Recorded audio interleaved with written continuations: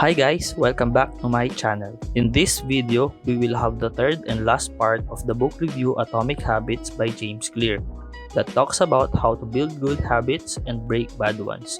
We have a 3-part video about this, so just see below description for the links and time codes para sa inyong guide.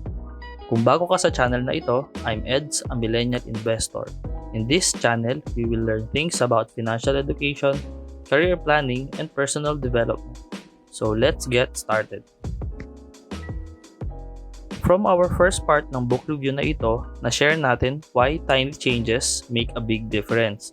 While in the second part, we talk about the 4 laws of behavior change. And in the last part of our book review, we will elaborate the topic, how to go from being merely good to being truly great. But before that, we will also discuss the other topics from the second part of James Clear's book, and these are habit tracker, the 2-minute rule, prime your environment, habit stacking, implementation intention, and habit scorecard. Habit tracker is a simple way to measure whether you did the habit or not. Research has shown that people who track their progress on goals are more likely to improve than those who don't. Making a to-do list or calendar of activities are just one example of tracking your habits. The 2-minute rule. This is an effective concept when starting a new habit. When you start a new habit, it should take less than 2 minutes to do. Example, if you want to start the habit of reading a book, just start by reading a paragraph or a page. Gawin mo lang ito everyday at mag-i-improve yung reading habits mo. The idea of this is to make your habits easy as possible to start. A new habit should not feel like a challenge. What you want is a gateway habit that naturally leads you down a more productive path. Prime your environment. This is the concept of preparing your environment for future purposes. Whenever you organize a space for its intended purpose, you are priming it to make the next action easy. There are many ways to prime your environment so it's ready for immediate use. I personally use this concept. I prepare my clothes or things that I will use the night before so it's easy for me in the next morning to prepare for work. Implementation intention. It is a plan you make beforehand about when and where to act. That is how you intend to implement a particular habit. Another benefit of this is being specific about what you want and how you will achieve it.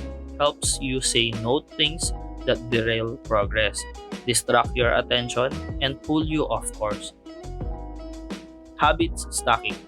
This is a special form of implementation intention. The key is to tie your desired behavior into something you already do each day. This is an organized way to manage your tasks and habits. Habits Scorecard. This is a simple exercise you can use to become more aware of your behavior. It's like pointing and calling a non-conscious habit to more conscious level by verbalizing your action. Ito naman ang mga topics sa last part ng book, and it talks about how to go from being really good to being truly great. The secret to maximizing your odds of success is to choose the right field of competition. Habits are easier when they align with your natural abilities. Choose the habit that best suits you. Play a game that favors your strengths. This is just true with habit change as it is with sports and business. Habits are easier to perform and more satisfying to stick with when they align with your natural inclinations and abilities. Embracing this strategy requires the acceptance of the simple truth that people are born with different abilities.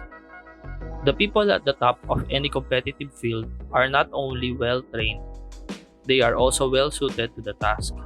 And this is why, if you want to be truly great, selecting the right place to focus is crucial. The Goldilocks Rule. How to stay motivated in life and work. Maximum motivation occurs when facing a challenge of just manageable difficulty. If you hit the Goldilocks zone just right, you can achieve a flow state. Flow state is the experience of being in the zone and fully immersed in an activity. The greatest threat to success is not failure but boredom.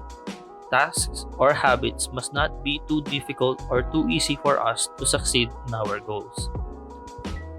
Habits plus deliberate practice equals mastery. The process of mastery requires that you progressively layer improvements on top of one another, each habit building upon the last until a new level of performance has been reached and a higher range of skills has been internalized. Although habits are powerful, what you need is a way to remain conscious of your performance over time so you can continue to refine and improve. Ito din ang concept ng small steps but constant growth. Reflection and review is a process that allows you to remain conscious of your performance over time. This enables the long-term improvement of all habits because it makes you aware of your mistakes and helps you consider possible paths for improvements. Without reflection, we can make excuses, create rationalizations, and lie to ourselves. We have no process for determining whether you are performing better or worse compared to yesterday. Reflection and review ensures that you spend your time on the right things and make course corrections whenever necessary. The secret to results that last is to never stop making improvements. It's remarkable what you can build if you just don't stop. Success is not a goal to reach or a finish line to cross. It is a system to improve and endless process to refine. This book, Atomic Habits by James Clear, teaches us a lot. Although we've discussed most of the topics in the book, mas maganda na basahin mo pa rin ito. Available naman ito sa mga online shopping platforms or meron din through YouTube or audiobooks. And if meron kaming mga topics na hindi na-discuss sa aming 3-part video na ito, pwede mo itong i-type sa comment box para mabasa namin at makita din ng iba. If you like this video, you might also want to watch the first and second part of this book review. We will put the links after this video and below the description box. Don't forget to subscribe to our YouTube channel and watch more of our videos. See you next time, guys. Bye!